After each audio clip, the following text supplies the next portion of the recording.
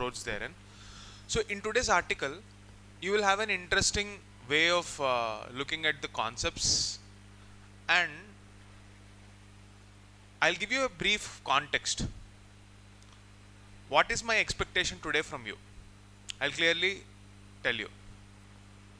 I'm not going to just summarize the editorial, give you a framework and leave it at that. Let's say you are sitting in front of the article writer.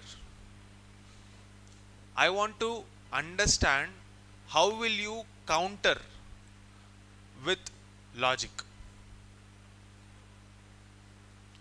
I want you to think. Okay. So first I'll tell you the background. This article, A Shadow on Our Rights. This is taken from the Indian Express. Okay. So this writer's name is Pratap Banu Mehta. If you have PubAd optional, you would have known him. A very famous writer. So he is criticizing a order from the Supreme Court. Okay, before I get to this, I'll just briefly tell you the case context and let's come back to that, so that you will be able to understand the situation better. Ali Khan, Mahmudabad was a state of Haryana case. There is one case. Okay. Whenever, see, you see the word state in judiciary, it is a case where the sovereignty is in question. So the activity or any dispute happening there is between the state and an individual. It means the social contract. There is a breach in that contract. See, you have an agreement. I will give you this, you give me this. Only then the contract will be intact. Yes or no? If something is done to breach that contract, there should be some corrective measure. Yes or no?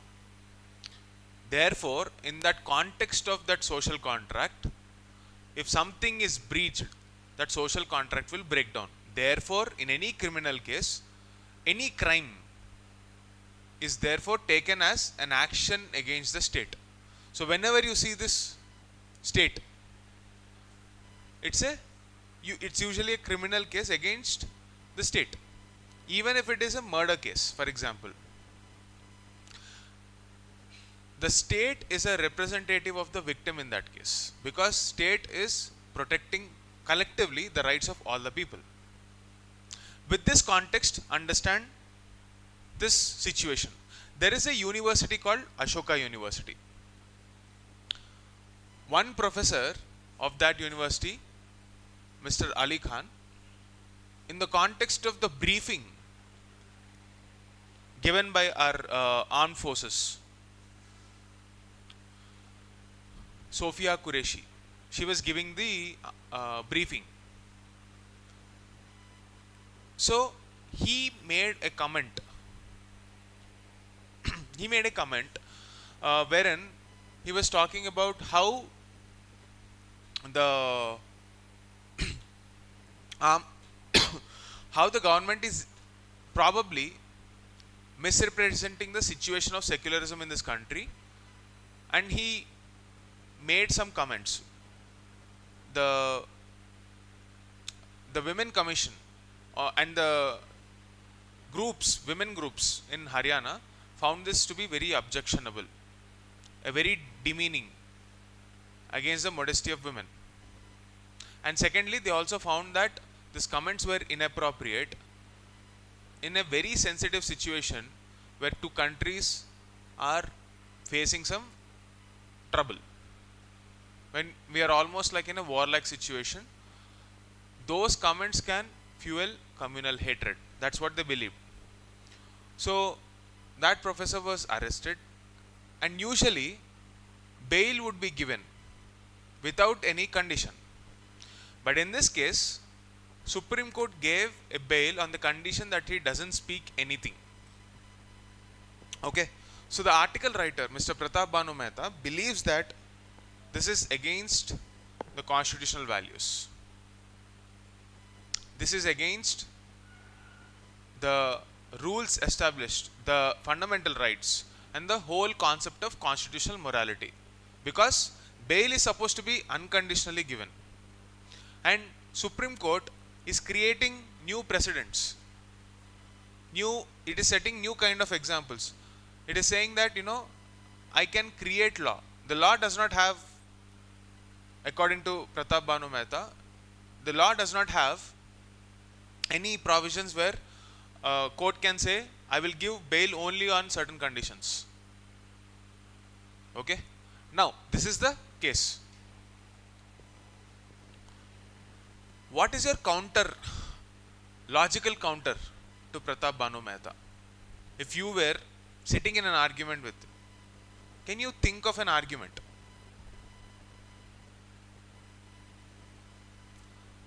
Can you think? Can you try? Did you understand the case? See, there is one person who made a comment during the time of Operation Sindoor about how women are misrepresented, or Muslim women are being used by the Indian government to showcase secular feeling.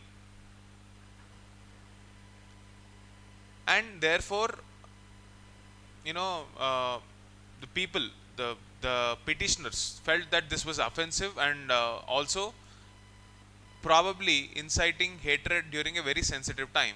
And the court took cognizance of this case and said that, okay, this is not accepted. I will give you a bail only on certain conditions. The writer believes that this is problematic because this is against the established procedure. Would you agree with the writer? Let's say you agree. Let's take two scenarios. Let's consider this like a game of chess. This skill is extremely important for you. Okay. On one hand, let's say you are playing the whites. You make a move and you also play the blacks. You make the counter. By doing this thought process from both the ends, you develop a critical skill of analysis. Analysis means logical counter. So can I see, this is not there in the article. You will not get direct information like this. Article writer will not write his counter view, right? So it's our responsibility to come up with a counter.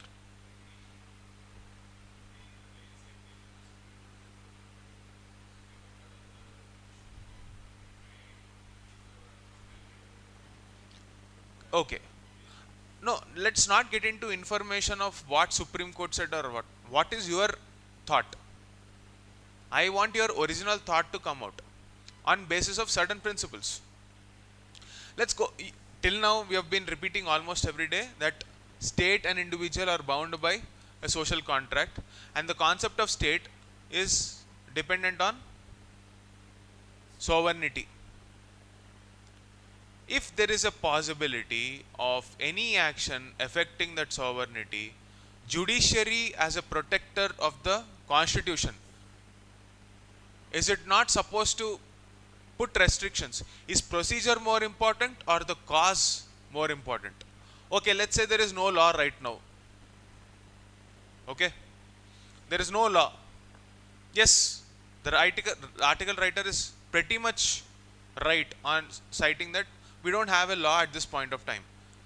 But should we wait for a law to be created, argued, discussed, etc., meanwhile where there is a possibility of a communal tension in such a sensitive time? Should we not put a restraint? Is it too unreasonable to put a restraint on freedom of speech? Because the very Article 19 says that, Article 19 Clause 2 says that there can be reasonable restrictions on the basis of Public order. First point itself says that public order and morality. Let's not get into the morality debate. But the first, public order, on the basis of that principle, can't we put a restriction? Maybe. Yes. To this extent, we can counter the writer and probably defend.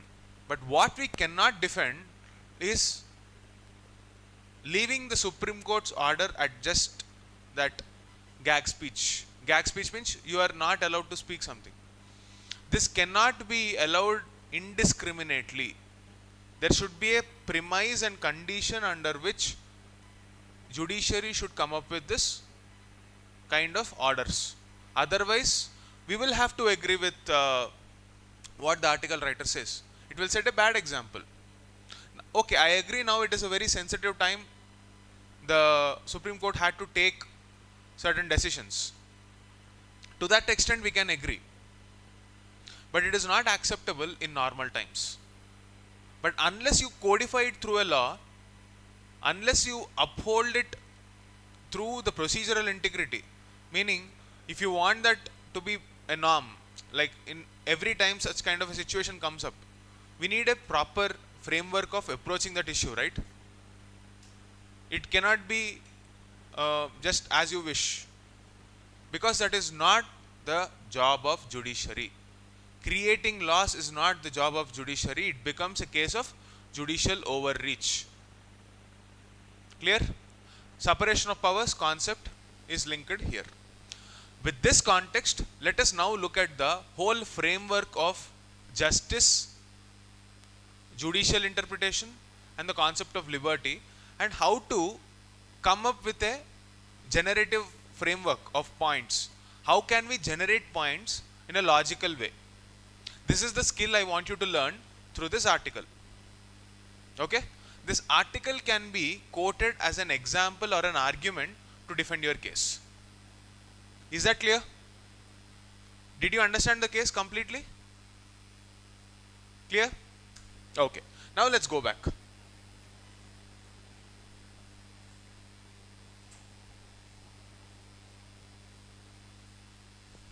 What is the constitutional framework of liberty? What is liberty? Liberty means, is liberty and freedom both same? What is liberty?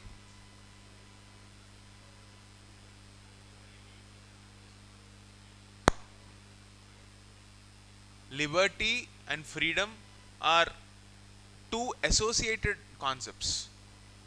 Let's say, for example, if we go back to the origin of that concept. See, this is a political philosophy that we are talking about. In this political philosophy, freedom and liberty can be synonyms.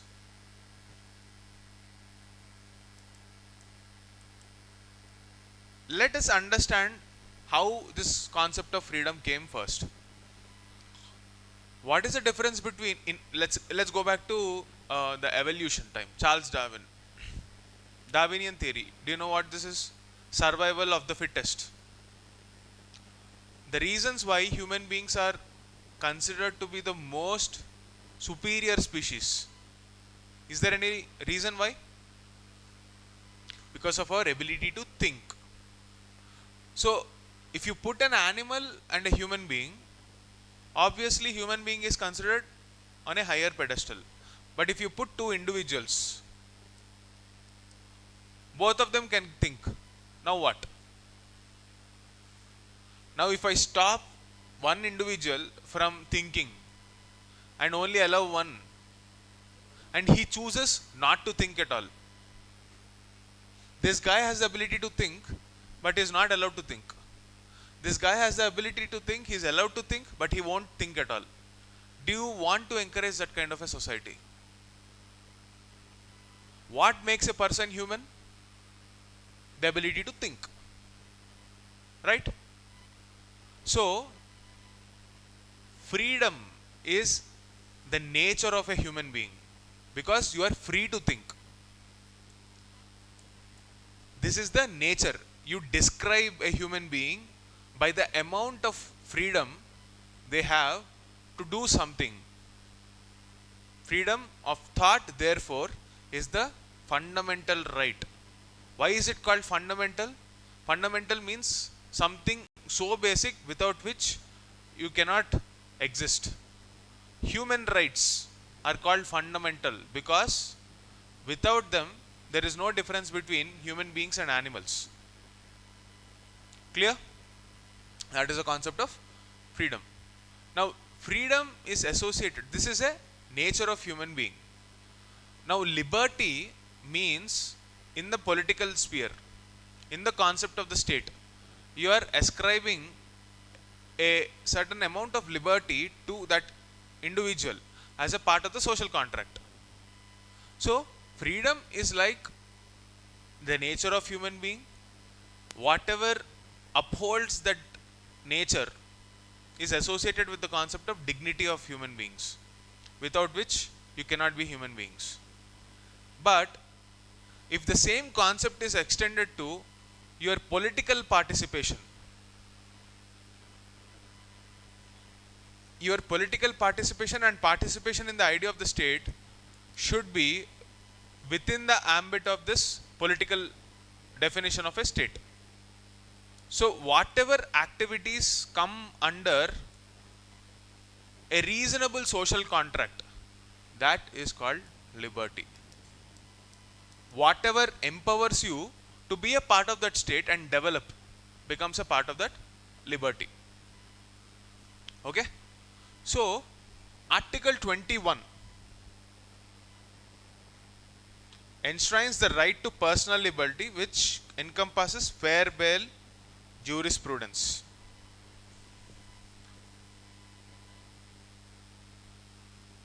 Okay? You have Article 19, which guarantees freedom of speech and expression. You have Article 19 Clause 2, which permits restrictions only on enacted laws on specific grounds like security or defamation. Okay? Enacted laws. Please be careful.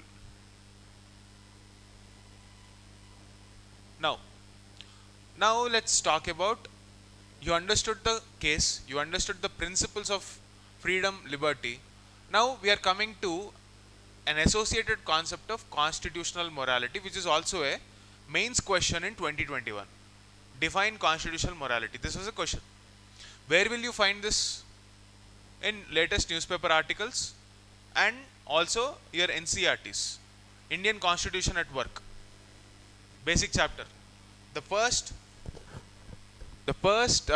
chapter talks about a concept of constitutionalism. Okay? In that, the word constitutionalism means imposing a restriction on the powers of the state. Why are we imposing these restrictions? To safeguard liberties. Who is best placed in the entire three wings of our government? Legislative, judiciary, executive. Among these three, who is most likely to protect? Judiciary. Judiciary is a protector of liberties. Okay? So this is constitutional morality's angle. Now, if judiciary is not doing that job, who will be able to do it? No one else. So, that's the basic logical premise. Now, the whole doctrine of constitutional morality is premised on protecting constitutional values, and the role of judiciary in that is interpreting, not creating. Okay? And you have to balance law and liberty. These are the constitutional values which are relevant in the specific case. Clear?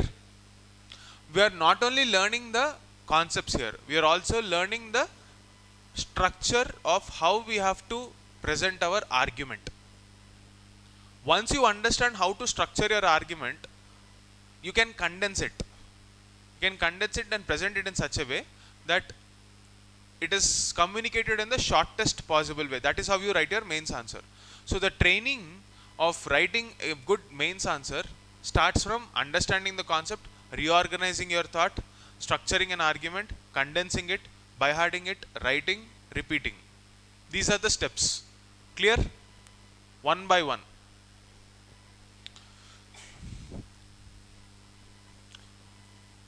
Okay? So, Dr. B.R. Ambedkar. Can you tell me what is the role of Dr. B.R. Ambedkar in our constitution? Okay. Drafting? Drafting committee? Chairman. Go to Making of Constitution chapter, your homework for today. Please do it. Making of Constitution, Lakshmikant. There are many committees. Okay. What is the role of these committees? I want you to by heart it. First, understand the role, what are the various committees and subcommittees, and within them, usually when you are reading for prelims, there are two committees which most people get confused about. Committee on Fundamental Rights and Minority Rights. This is not by Dr. B.R. Ambedkar. It is by someone else. Go and check who that person is. Any answer?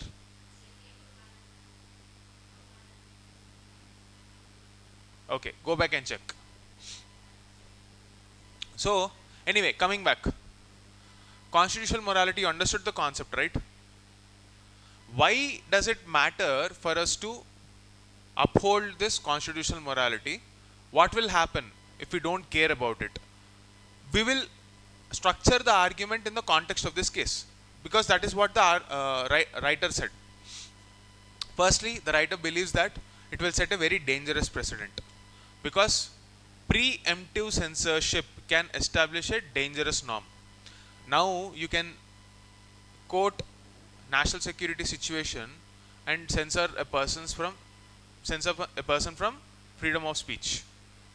It might sound justified right now, but remember, when you are reading your concepts in judiciary, Supreme Court is called court of record.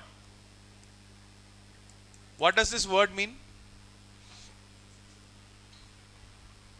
Whatever judgments are pronounced by the courts, they can be used as a reference to structure your argument and logic in future cases also. What if next, somewhere down the line, 5 years down the line, a petitioner will quote this judgment and ask for a restraining order, or ask the court to stop someone from expressing their opinion. If you don't define what is the legal definition of anything, let's say for example here national security. What is the meaning of national security in this case? It is very clear now. If you are in a warlike situation, your fundamental rights will take a back seat, national security takes a front seat. But what if you are not in a warlike situation? It is not technically a war. Officially, we cannot call it a war. But there is an attack on the state of this state of India. So it is a threat to our sovereignty. So we can interpret it as a state-sponsored terrorist activity against the sovereignty of this country. Right? But normal times, how do you define national security? Is there a law? That's a question mark. Right? So we need to create a law. When we say we the people of India having solemnly resolved, we, as in our representatives. So it is not the job of judiciary to make laws. It is the job of people through the representatives, through elected representatives. And that is the constitutional design to protect our interests. That is how the social contract will stay intact. Correct? Because there is no meaning to the concept of separation of powers. The whole design will get disrupted if judiciary starts making laws. And that is the main problem expressed by the writer.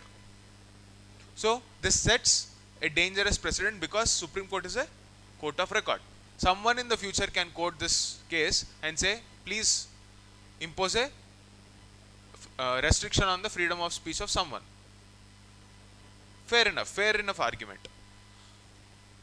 Now, judicial authority will be weakened according to the writer as an interpretation of what the writer says, because it will erode trust according to the writer. It will erode trust and weaken judicial authority, because if there is no law and judiciary is acting beyond it, it essentially is not sticking to the interpretation of the law, its main job. It is being subjective, which is dangerous. Chilling effect on democracy, because democracy depends on dissent.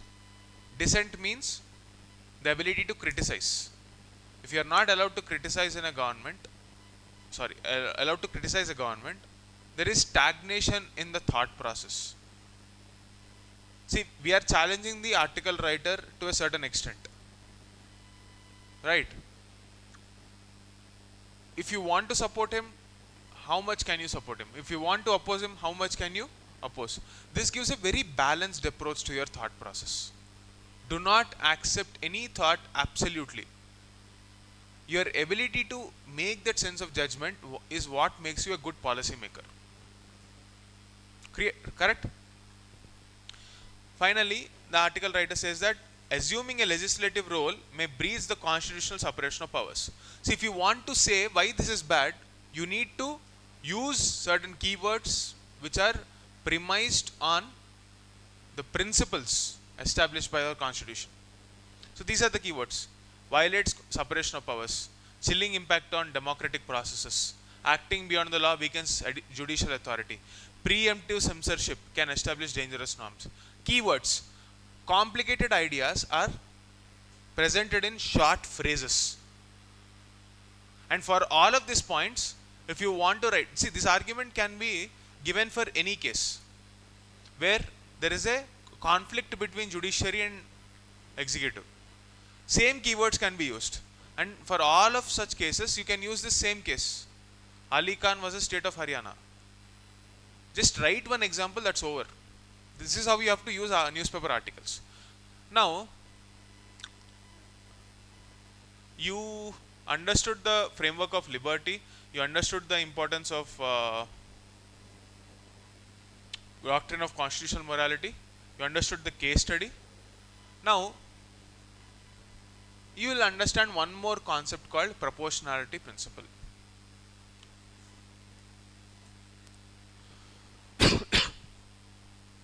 Can anyone tell me what is this proportionality principle? Any limitation on fundamental rights must be rational, minimal, and necessary.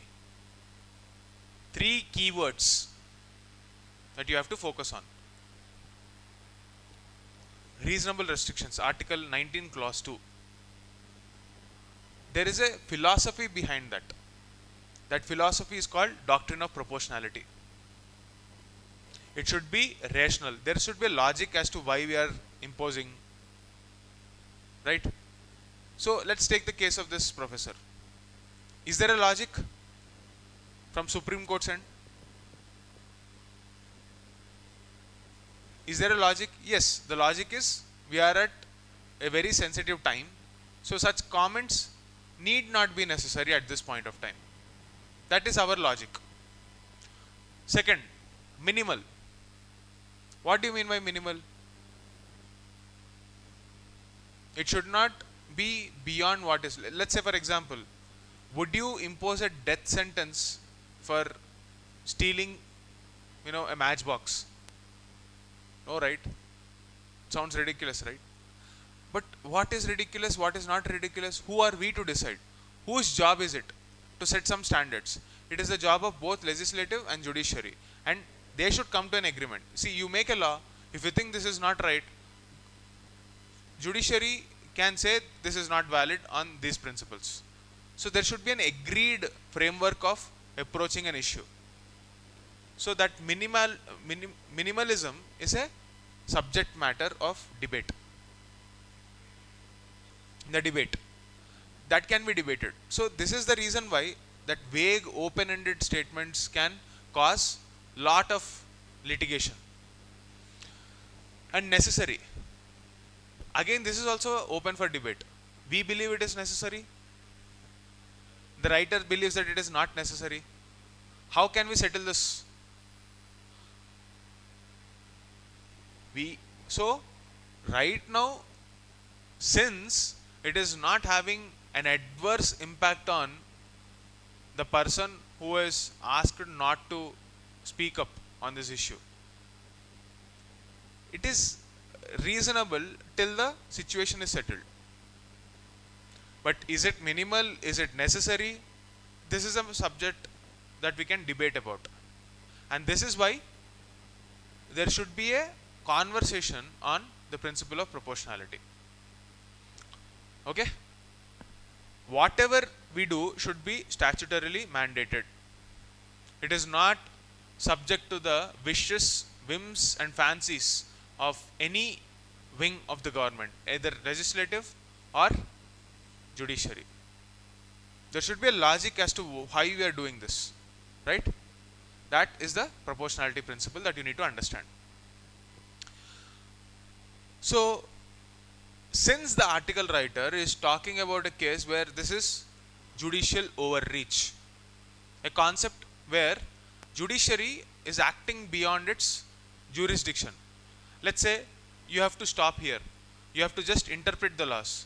But no, judiciary decided that I will move beyond what I am mandated and I will reach into the domain of legislatures just because I want to protect the concept of sovereignty. This can be an argument. But what will happen if that continues to become a norm? It can only, see, can you always work on a emergency mode, like full vigilance, all resources deployed just to be safe? That's not an efficient way of functioning. Can you always work under stress? High stress levels. Can you study 15 hours a day for 3 years, 4 years? No. 3 days, 4 days? Yes. At least 1 month? Maybe yes, before prelims. But that is not sustainable. Any system cannot work beyond a threshold. When you are pushing it to the brink, it is not sustainable. So you need to know the concept of judicial overreach and its consequences. Firstly, there will be democratic erosion. Why? Because it is a job of MPs to create laws.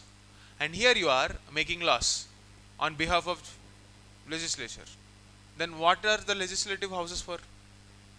It will lead to erosion of trust and democratic erosion.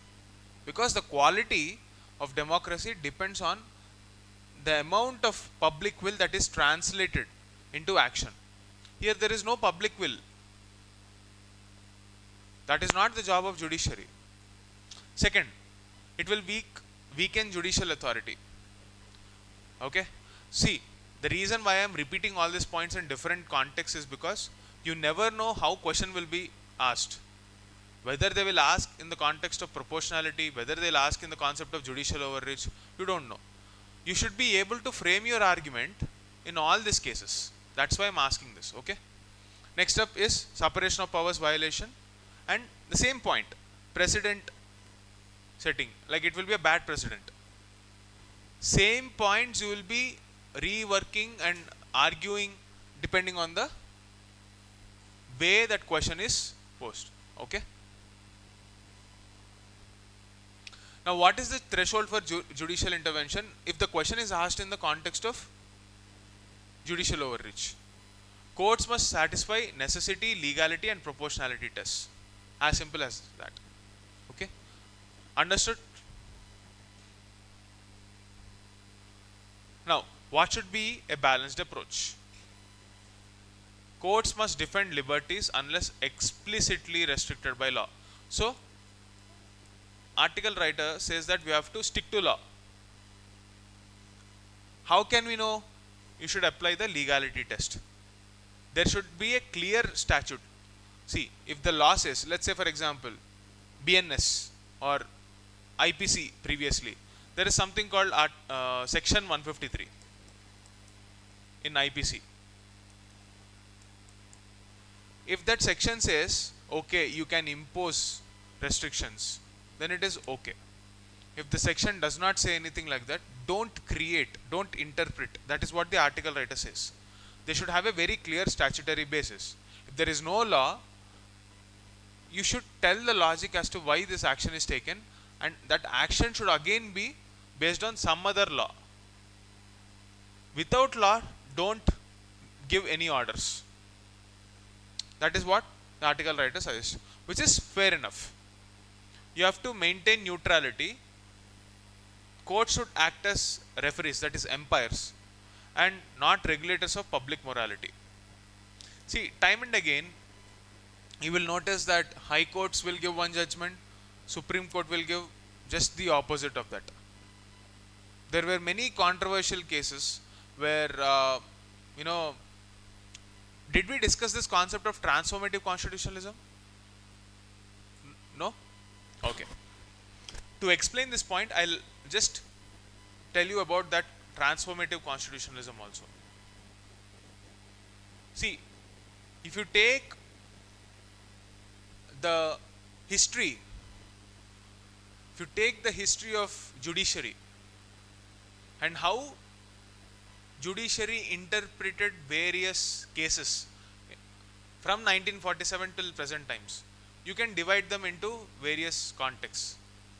In the initial days, Supreme Court directly translated whatever was there in the text, textual approach. Then there was a case where it started interpreting, and in the next phase there was conflict between institutions because of this. In the present case, we are in something called a transformative phase of constitutionalism. What does this mean? Here, the focus is on social rights, individual rights. The court is using the authority of judiciary to transform society. Okay? To transform society. A case to the point being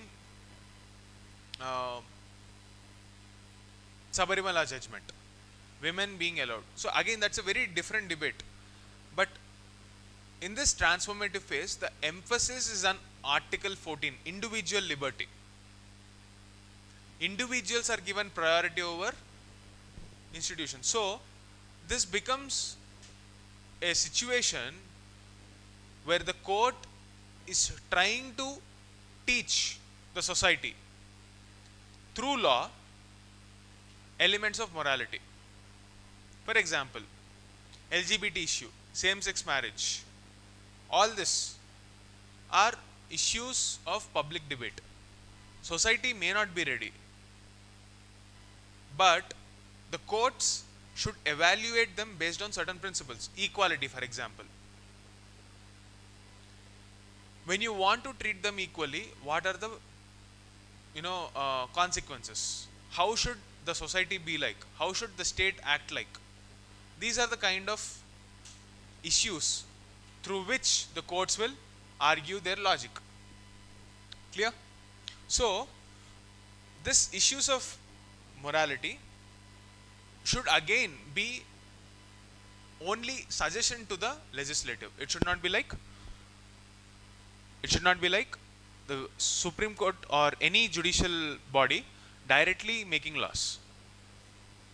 Finally, it should protect the constitutional values, safeguard rights while allowing lawful restrictions. Same thing, Article 19, Clause 2. Okay? Same content I am presenting in different contexts so that you learn how to present your answers. In one, we are using this timeline approach. See, this is one way of clearly or neatly presenting your argument. I am showing you presentation skill. This is not a concept. So you need all the skills that we discussed. Okay? Now, see, whenever you are reading any further issues in this concept of the conflict between the judiciary and legislative, there are other cases that will come up. Sedition and hate speech laws. What do you mean by sedition? Deshdrohi. You are termed Deshdrohi. So anything that betrays the social contract between an individual and the state, where you are backstabbing your own country, that is sedition. Hate speech. Anything that is said to incite violence or enmity between two groups.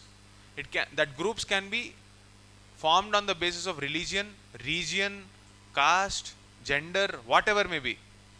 If you are targeting someone, that is hate speech. But what is hate speech? What translates into hate speech? Should we prosecute them under hate speech? That's a whole different debate, which we will deal in future classes. But whenever these issues come up, please remember this whole explanation and the arguments that you have had. Next up is digital censorship. Someone makes a comment, some troll makes a comment on social media. Should we throw him in jail? If yes, why? If no, why? On what conditions we can put him out? On what conditions we can throw him in the jail?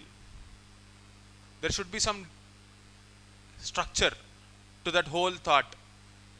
That structure and thought is premised on proportionality doctrine, judicial restraint, not judicial overreach. It is the job of legislature to create those laws. For that aspect also, we can use the same framework of thought for approaching the issue. Preventive detection, Article 22. Any article that comes in the context of police reforms, preventive action,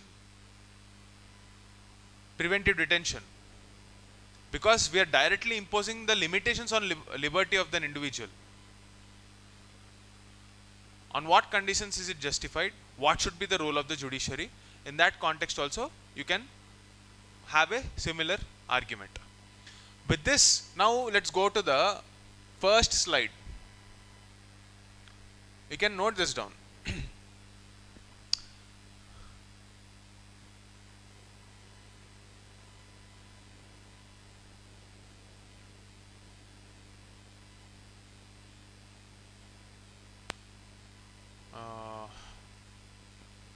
Where is that?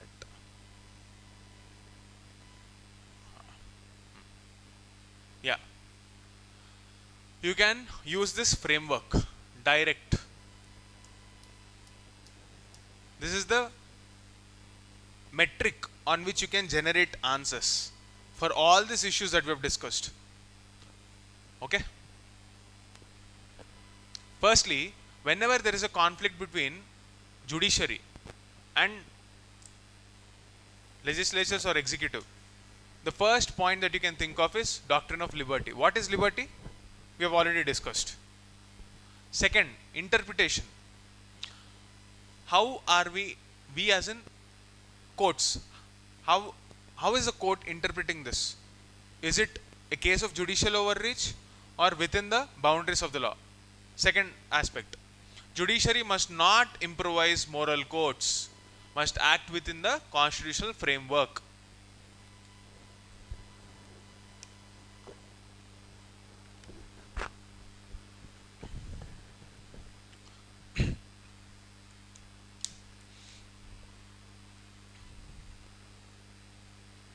Next is rule of law.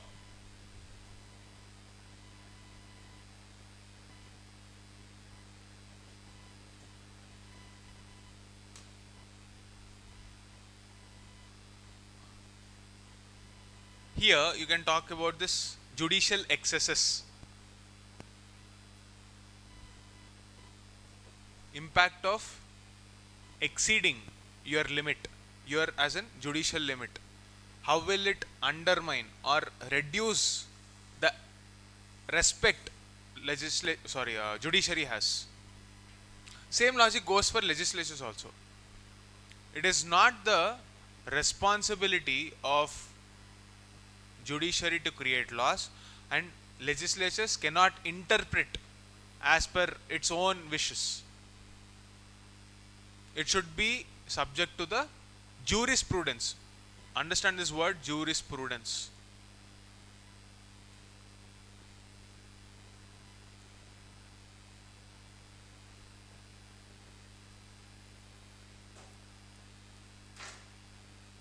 This word is very, very important in constitutional law. Constitutional law is a subject in law. Okay? Jurisprudence is also one subject. Jurisprudence means the logic that you use to judge whether a law is right or wrong. Okay? Next is constitutional morality. Where will you find constitutional morality totally? In preamble. So that's why you have to always by heart preamble.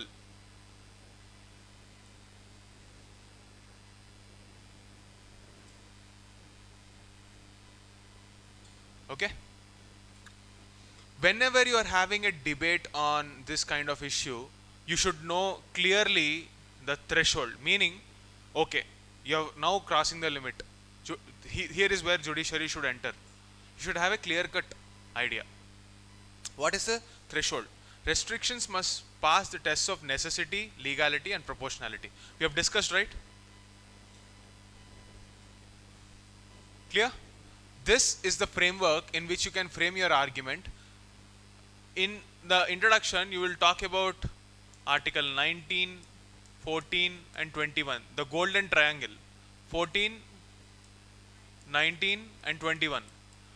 Most of the mains answers will be with respect to these three issues only. Take a look at the previous year questions. In short, you have actually covered most of the principles involved in previous year questions through this article. Clear? Now, if I give you a small question,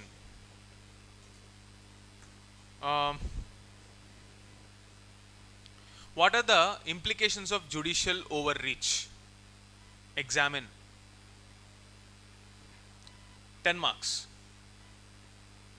How will you write the intro of this answer for this question? What are the implications of judicial overreach? Examine. 10 marks, 150 words. What is the intro?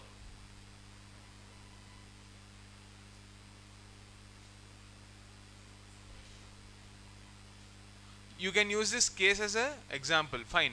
But if you were to introduce in any context, like you don't know this case, you did not remember, the whole objective of this class is developing the skill to generate points. You know only concepts, you don't know the facts. Okay. Judicial overreach is a scenario where it breaches the limits of the law and it is beyond the threshold of necessity, doctrine of necessity, doctrine of legality and doctrine of proportionality. If you write these 3 points, trust me, you will not lose any marks, even if you don't know the case.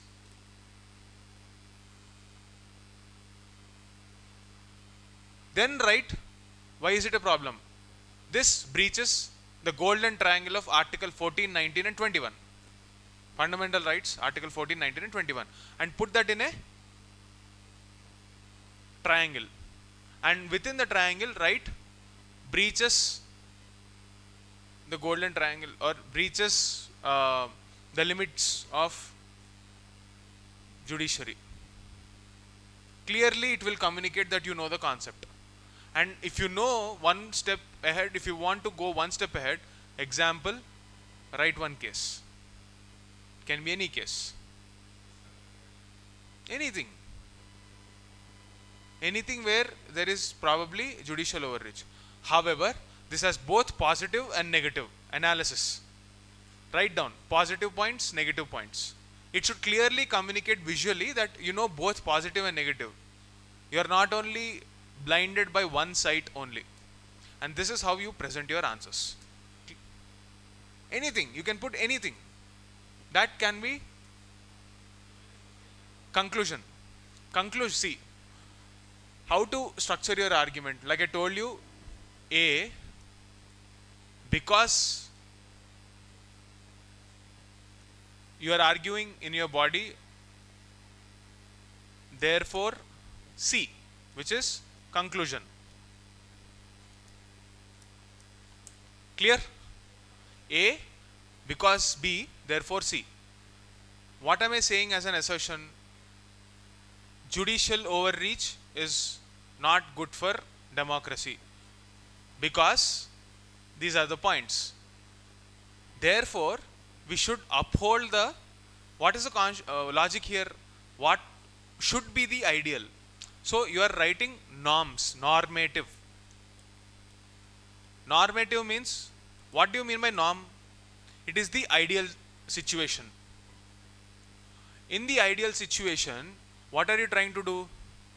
You are trying to showcase to the world, if we respect this principle, how will the world look like?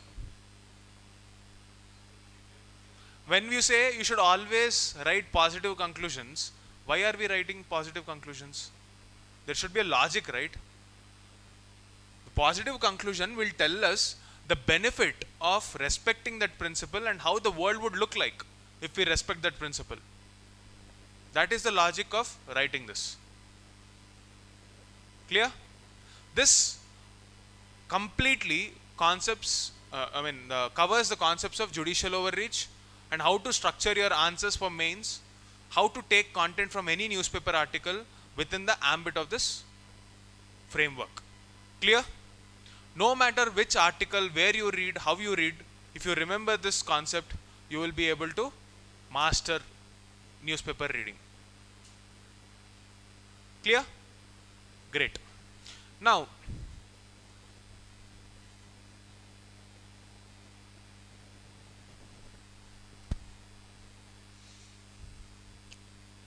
this second article I'll quickly cover because you can prepare on your own.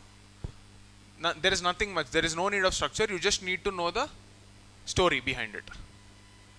This is about understanding the concept of antimicrobial resistance. I'll tell you in short, microbes. What are microbes? Parasites, virus, malaria virus, or malaria, or any diseases, dengue, all these diseases which you get. It can be fungus, virus, bacteria, whatever it might be. These are the microorganisms. These microorganisms will impact your immune system. The drugs are supposed to neutralize that effect. See, the lifespan of these organisms is very small. The drugs will come and kill them. It is not like they will just die and they won't evolve. If the drugs are abused, they will develop a resistance to these drugs. And that resistance is called antimicrobial resistance. And why is that a problem? Because imagine a situation, none of your drugs work when you are sick. So we should do something to deal with it, right? That is why this becomes a very important issue for discussion. Because imagine a situation where India, we already have a huge out-of-pocket expenditure. Let's say you, do something, you take a loan and get that medicine. What if it doesn't work? The state delivery of healthcare is already not in the best shape. You are spending money out of your pocket. If something goes wrong, you're almost on the brink of poverty again. The biggest threat to wealth generation in this country is health. That is why we say health is wealth. If you can reduce your health expenditure, if you can focus on insurance and other basic necessities, that's why we need to focus on this issue. Clear? I'll quickly go through the issue. Right now, there is, according to the Indian Council of Medical Research, 78% resistance. When is your next class, by the way? You have time, right? Okay. Can you please be a bit louder? When is your class? Okay. So there is multi-drug resistance, and then you have almost 7 lakh annual deaths. This is the situation right now. How do we deal this? Let's understand the root causes. Firstly, you are abusing antibiotics. For every little thing we start using antibiotics.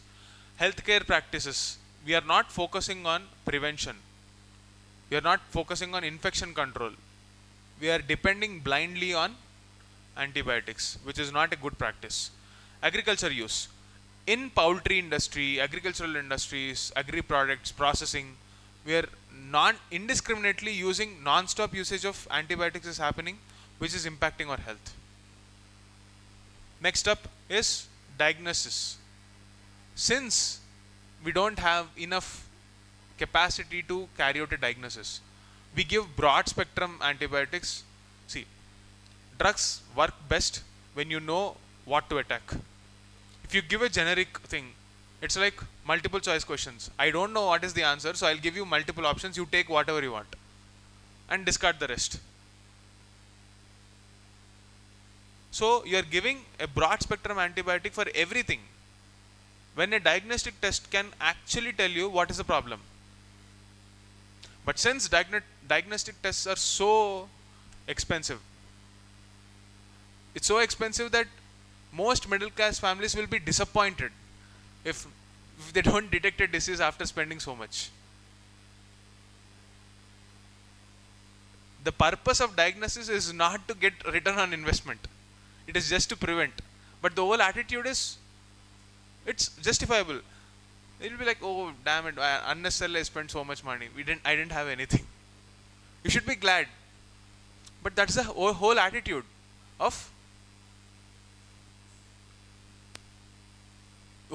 towards healthcare. Now, this article from the Hindu talks about a new drug, which is the first drug that came out in 3 decades, which is the first line of defense against. See, you can get this question in prelims. Zosurobalpin. We are not doctors. We just have to recognize this. Don't get into the biochemistry part of it. Okay? So just recognize this.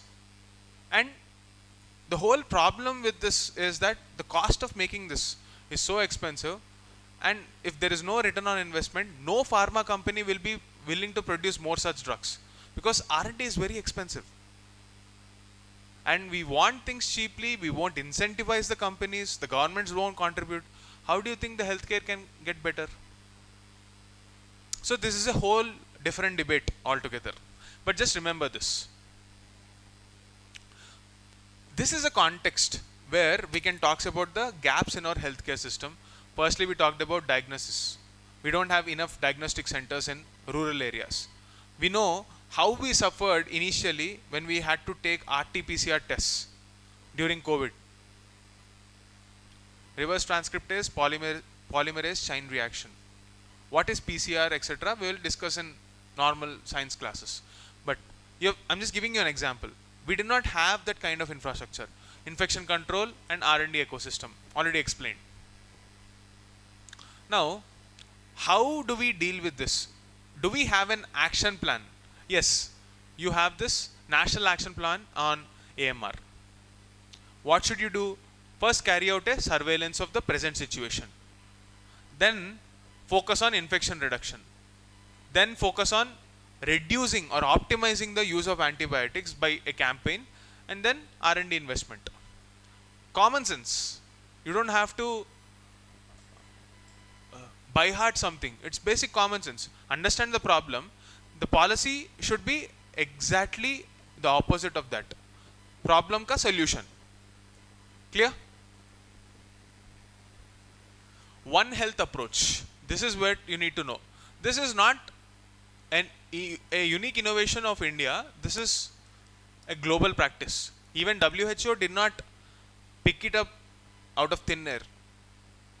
WHO collates best practices from across the world and takes up this approach. One health approach will not just put human health at the center. Plant health, environmental health, animal health, every living and non-living component will be respected, and there will be an integrated approach for our health. That is the One Health concept. Why are we taking this? Because you can see economic impact of AMR will be very expensive. So there are many international case studies. I am using those international case studies and extrapolating it to India. In many countries, the cost is very huge. The healthcare cost for delivering, there is nothing that we can do. And you are continuously getting hospitalized, which will increase the cost. If you go to a hospital, you know how much it will cost. If you can prevent it, health is wealth. So we need to focus on R&D, and that's the whole point of this debate. Market challenges. There is no return on investment. Development cost is high. How to price it? If I price it high, it is inaccessible, because most of the AMR cases are in poor people only, because they live in poor sanitation conditions. And if you ask the government to pay for it, the tax-paying rich man is unhappy, because their money is going to them. How do we price it? That's the question. And the patent life. Let's say company invests some X crores, like say 10,000 crores on R&D and create a drug. And the government says, I'll only give you a patent for 20 years. Meaning, nobody can copy that drug and sell it at a cheap price. Once the drug is out there, it is not difficult for people to reverse engineer it and copy. But if you do that, it is illegal, because you are blatantly copying someone's work. And the government, as a part of the social contract to the company, will ensure through this law, patent law, that hey, don't worry, I'll protect your product for 20 years from copying. But this 20 years is not enough, because the price is so high, very few people will buy it. How do we deal with this situation? These are the things that we need debate upon, and any article which is addressing these issues or which is coming up with the solution should be very, very important. So you have across the world antibiotic stewardship programs, meaning they promote judicious use. So if you see any global level best case studies, note them here. What is the role of FSSAI? Do you know what is FSSAI? Food Safety and Standards Authority of India plays a critical role in limiting AMR. Because let's say, for example, in poultry, if you are consuming chicken and that chicken is infested with antibiotics continuously, it will have a long-term impact. What is the limitation? To what threshold can we allow this? That's a question. FSSAI has a role. This is a part of the One Health approach of World Health Organization, the same plan which is deployed by India. Okay, now let's see what are the challenges. Firstly, biologically, you are witnessing organisms evolving. We are not able to track them. There is no incentive for the market to invest. There is no proper regulatory enforcement, because there are so many moving parts, not enough manpower or not enough workforce which is skilled to handle this new resistance mechanisms. There is no proper R&D, and cross-border movement of resistant pathogens through travel and trade is something that we are not able to contain because we don't have surveillance. See, a lot of people, when you take a look at social media, they'll be abusing Kerala. Everything starts from Kerala. Every disease, Nipah, COVID. It is not that every disease is starting from Kerala. Among other states, they have a better surveillance network. It might have entered every state by then, but at least it is something that we can learn from Kerala, that we are picking up some sort of information. In a way, we are alerting the country the rest of the country. It can be possible that some diseases are locally coming to Kerala only and they are getting restricted there because of the movement from one country where most of the Keralites might be residing as a part of their immigration pattern. But the good thing that we have to learn from them is surveillance. Alternative approaches. See, these are some concepts that you will learn in your science and tech classes. You just note them down. Bacteriophage therapy, what is it, etc., is a concept that can be explained in detail when you are reading about microorganisms and biotechnology part. Writing them under this answer just by noting them. This is not there in the article, so I request you to note it down. Okay, bacteriophage therapy. What is it? You need to understand. Public awareness and behavioral change. Common concept for all the topics.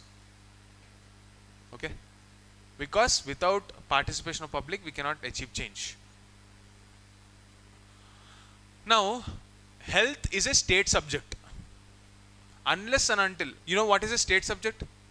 There is Article 246. Under that you have, what do you have? 7th schedule. In that 7th schedule, you have 3 lists: state, union, concurrent. State subject, health. So you need state level AMR plans, because health is best handled by the state governments. The role of the center is coordination. You need a unifying policy. That is why you have the National Action Plan for AMR. You have one health policy, one health approach for dealing with this. But it is the responsibility of the state governments to actually coordinate and make it happen. That's why you need state level AMR action plans. You also need international collaboration. So the role of central government, center will coordinate with international. So IR angle and state, federal angle, federalism. You realize how important center is on issues like AMR or health. This is the thought process I want you to have. Now, policy measures, resistance monitoring, ecosystem collaboration, new technologies, training and awareness. These are the generic points on any policy associated with science, any science policy or health related thing. Same measures you can apply for any health issue. It's like a template. You can note this. We will discuss this much more elaborately when we deal with the concept of health. Clear? Alright. So this is the basic introduction to AMR. You read more about it. In GS2, social justice part, we will be talking about health.